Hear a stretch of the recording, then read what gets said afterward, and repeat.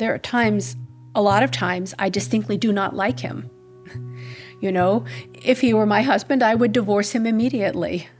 But he's my kid, and you can't divorce your kid. This is That Sinking Feeling. It's for people whose lives have been touched by ADHD. In this episode, we're talking about shame, that painful feeling of humiliation and the ways we deal and don't with the struggles that come from being neurodivergent. We're not here to shame anyone about their parenting styles or the way some are affected by their own ADHD, but we are here to talk with kids, parents, and families about the ways they've been made to feel embarrassed about their differences. I feel like judgment for her and judgment for me. Are you not teaching your child that that's inappropriate? The whole why am I different thing actually had me breaking down in the car on the ride home sometimes. There's a lot of sadness and grief when they're not typical. Because you're like, why is that so hard for them? I'm Elizabeth Reinecke. I don't have ADHD, but I am the mom of a kid with ADHD. And this podcast is about my son and the lessons I've learned about parenting him through the lens of my dad's ship salvage career. I know that's weird, but I was thinking about making a documentary about all the ships my father helped rescue, and about the same time, my son's ADHD worsened dramatically. As I read about my dad's work and I struggled to help my son, the two topics became intermingled. The images of the ruined ships and the stories of the salvage jobs began to feel like metaphors for life with my son. This episode includes a gaggle of tourists, a special sandwich, and the ill-informed opinions of men on a beach. A few years ago, when I seemed on the verge of a nervous breakdown, the weight of raising a child struggling with a constellation of issues bearing down on me like a backpack full of kettlebells, my very loving husband gently encouraged me to consider the possibility of getting a therapist. I'd actually seen a therapist a few months earlier, a woman listed by my healthcare provider as someone with availability for new patients. I don't remember her name, which is just as well. I didn't like her. Her words of wisdom: give myself butterfly hugs, wrap my arms around my shoulders, and pat my back. She told me this would help me relax. I didn't find it remotely comforting. Instead, it just made me feel like she didn't understand the extent of my pain and my desperate need for help. Eventually, I found a therapist I liked, a woman I'll call Madeline. It didn't take Madeline long to ask me a really tough question. She wanted to know if I felt shame about my son Owen and his ADHD diagnosis. At first, I answered a resounding no. And then, as I sat with her question, the answer seemed so clear, and yet I didn't want to share it. I was embarrassed, because the truth was that I did feel shame. And then tears, because there's something so extraordinarily monstrous about confessing to feeling shame, especially about someone you love so much.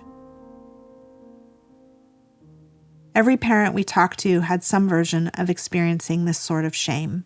When people don't have kids, they're also kind of like, why can't you control your kid? Well, I would like to, but that's not really possible. So you just have this constant sort of like haze of shame. Every time we'd go to Trader Joe's, she'd be in the cart, we'd get to the cashier, she would start screaming. I was like, oh my God, I can't even take you to the store.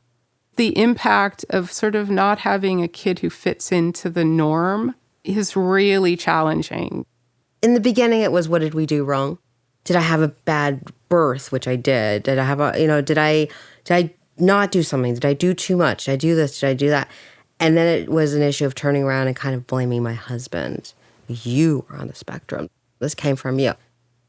I think it's important here to say there's a difference between being embarrassed and being ashamed. For one thing, embarrassment is fleeting. It comes and it goes. Shame is about you. Embarrassment is something that happens to you. Shame is something that is a comment on your character. My kid would go over to his grandparents' house, and they would also give him a hard time. Why aren't you getting your shoes on? Why aren't you sitting still at the table? Why aren't you paying attention? We're reading you this book. And those first seeds of shame are going to start to build up because he doesn't know why he can't sit still or why he can't put his shoes on. All he knows is he's being pulled in these other directions and he has no control over that. One time he did say to me, "I'm weird." And it broke my heart. And I said, "What do you mean?" He just said, "I'm weird." And I said, "Honey, everybody's weird. Everyone feels that way. And you can talk to me anytime." And he said, "Oh, let's watch trains." I'm like, "Okay, let's watch trains." I get why kids like watching trains. There's the appeal of the rhythmic clacking noise, the roar of the engine, and the satisfying screeching of the steam whistle. And while I'm not a big train nerd, I am kind of a ship nerd because I grew up on the shores of San Francisco Bay, where my dad and I used to watch ships come in under the Golden Gate Bridge, and because my childhood was filled with Dad's stories about all the ships he rescued. One of those ships was the Eldia, and if you were into ships, the thing to see on Cape Cod in the spring of 1984 was the Eldia, a 3-story tall blue and red Maltese freighter that washed ashore after a particularly nasty storm. My dad, the ship salvage engineer, got the call to coordinate her rescue. While he ran calculations and determined the best method to get her back into the ocean, thousands of tourists trekked across more than a mile of sand to see the gigantic boat on the beach. It was in a very open place, not far from Boston. So a lot of people came down the Cape to look at it. It got a lot of press. We just kept working. Some visitors to the job site whispered about the graveyard of the Atlantic, recalling the Cape's more than 3,000 shipwrecks. Others wondered how such a massive modern marvel lost her way from the ocean's highways, and which idiot caused this mess. Because clearly someone was to blame. While traffic was heavy and residents complained about the influx of off-season visitors, the local newspaper published a tongue-in-cheek editorial suggesting that the Eldia was so good for local businesses that there should be no rush to remove it from the beach. The town collected over $80,000 in parking fees, and local merchants made out quite well by selling commemorative mugs and T-shirts. Even the local deli got in on the action by hawking a shipwreck sandwich of turkey with cranberry sauce. The weather was rotten, but none of those who came to the beach seemed to care. Eldia mania, as the Cape Cod Times called the wreck, touched people in a way that rare events capture the collective imagination, and imaginations were definitely active when it came up to dreaming rescue efforts. A WBZ Boston reporter even did a man-on-the-beach interview about exactly that. I would try to get some tugboats, I guess, and tug it out. Get another storm in here to make it go out. I love the sense of awe about the situation and the bizarre idea that one could conjure up a storm to rescue the ship. But there's a part of me that sees an unspoken story of shame. There the Eldia is, completely exposed for the whole world to see just exactly how poorly things have gone wrong. And on top of that, almost everyone is more than happy to profit off her misfortune, gleefully picnic in her shadow, and to weigh in on the situation, a situation for which they have no experience or expertise. I know the Eldia is an inanimate object incapable of shame, but it reminds me of the ways others feel entitled not only to judge my son's ADHD and my parenting of his struggles, but worse, to shame me for my parenting choices. Which honestly is just kind of weird, because shaming parents of kids with ADHD or shaming the kids themselves doesn't do anything to change behavior. Shame just makes people feel worse about the things they already feel bad about. I think maybe that's the worst part of ADHD for me right now, is like the shame of not being able to finish something or not being able to accomplish something to its fullest potential. It's bad because you don't ever truly feel satisfied when something is done. If you have the thing that makes you like a perfectionist, you wanted it to be done to a certain standard and it's not.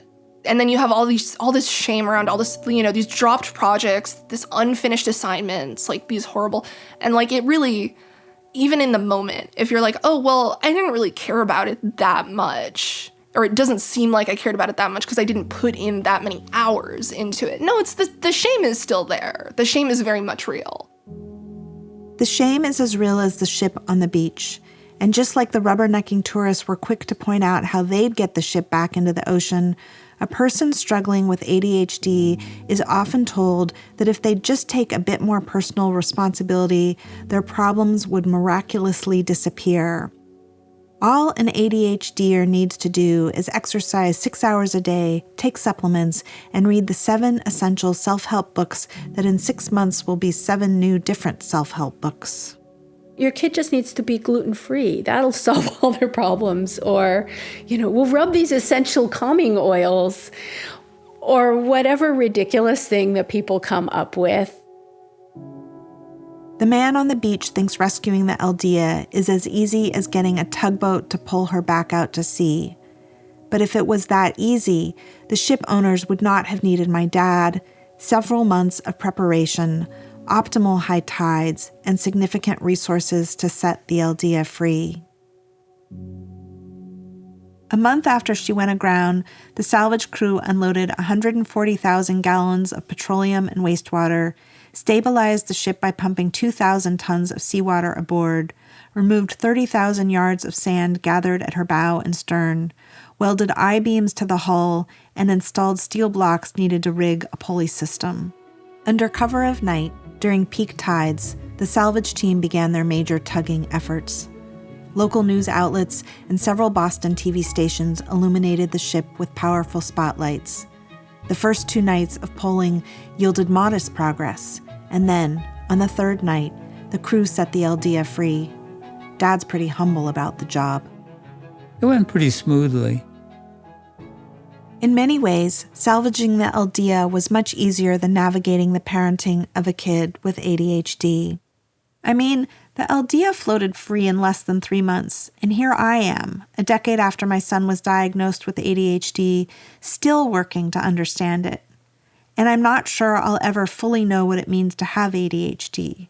But like the people on the beach, I continued to encounter friends and acquaintances, even ones who mean well, who are quick to judge my parenting. They wonder why it's taking so long for my son to get his stuff together. They wonder why my kid lives at home and can only handle a few classes a year at community college, while their kid is double majoring in biology and French poetry while juggling a busy social life, their volunteer work, and part-time job. Seeing him with the social difficulties breaks my heart. Knowing that he's going to struggle with this his whole life kills me. And knowing that we will too. Knowing that there's not an end date. There's not it's going to be okay on September 23rd. No. It's going to be okay when we come to a place where it's okay. And I haven't come there yet. So it can at times feel like something I'd rather not share with others. And if I'm honest with myself, that is a type of shame. My parents, I think their instinct was to try to get me to be more like other kids by sort of shaming me or threatening me or grounding me. But shame has never helped anyone. It feels awful and undermines self-esteem, and without a sense of self-worth, it's difficult for a child to develop healthy coping tools. Owen doesn't need to be endlessly berated about having a problem. He already knows that he does. I didn't get to see the Eldia on the beach because there is no such thing as take your daughter to ship salvage site day. Besides, even if my mom and I had flown out to Boston and driven down to the beach, Dad wouldn't have had time for us. I now realize to get the job done, what my dad had to do was to filter out the news reports, the crowds, and their cockamamie opinions. I wish I had that sort of self-confidence to ignore the judgments of others which only serve to load me up with shame. I'm slowly getting better at that.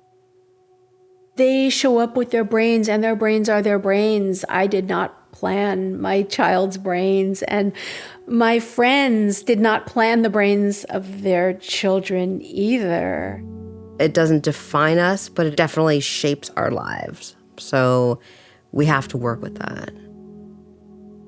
If you have a child with ADHD, normally they're getting so much negative feedback from the world every day that, first of all, your job is to find something to love and find something to praise, but also be eagle-eyed about whatever kind of strength they have or talent and fan that flame as much as you can. give them any opportunity, do anything to help them develop that. Because they need, maybe it's just one thing that they'll be able to do, but they need support to do that one thing and actually get some praise and acceptance for it. Being a bystander with an uninformed opinion is easy, and it's an almost inevitable outcome when anything goes awry in public. People who see my son act out or have a bad day will say what they want about my son or his ADHD or what he or I or someone else should be doing to fix it. The pain that all that judgment can cause may be unintentional, but it's real. I do have to figure out how to help soften the blow of all the outside judgment to help him successfully navigate the world on his own terms, and part of enabling that success is rejecting shame. But that's often easier said than done, especially when we're constantly bombarded with advice, which is why our next episode is about advice. This is Elizabeth Reinecke. Thank you for listening to That Sinking Feeling. While I have read a ton about ADHD, this is a friendly reminder that I'm just a mom of a kid with ADHD. And if you've got questions about ADHD or any other neurological differences, please consult a professional. I hope there are no errors in the descriptions of the Eldia salvage job, but if there are things I haven't got quite right, my apologies. An especially big thank you to all the people who took the time to share their stories with us and whose voices you'll hear throughout the series. I'm Owen. I'm the son of Elizabeth Reinecke. My name is Alex Reinecke. I'm Steve. I'm Owen's father and Elizabeth's husband. I'm Anna Olivia. My name is Anne Ravello. I am a therapist and mom. My name's Noah, and my daughter has ADHD. I'm a mom in the San Francisco Bay Area. I have 2 sons with ADHD.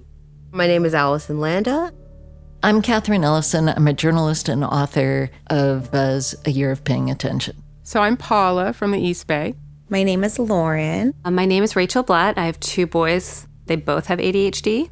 And I also had ADHD. My name is Corey. I hope I'm some form of new ADD. My name is James. I'm a medical doctor and a psychiatrist. I am a parent and a musician, and I have a wife with ADHD and a 6-year-old with ADHD. My name is Tatiana Guerrero Ramos, and I'm the co-director of Classroom Matters, and I have ADHD. My name is Linda Lawton, and I'm an educational therapist.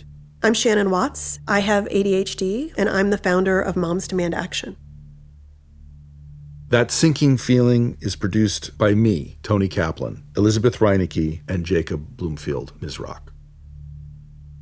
Audio engineering provided by Immersive Sound.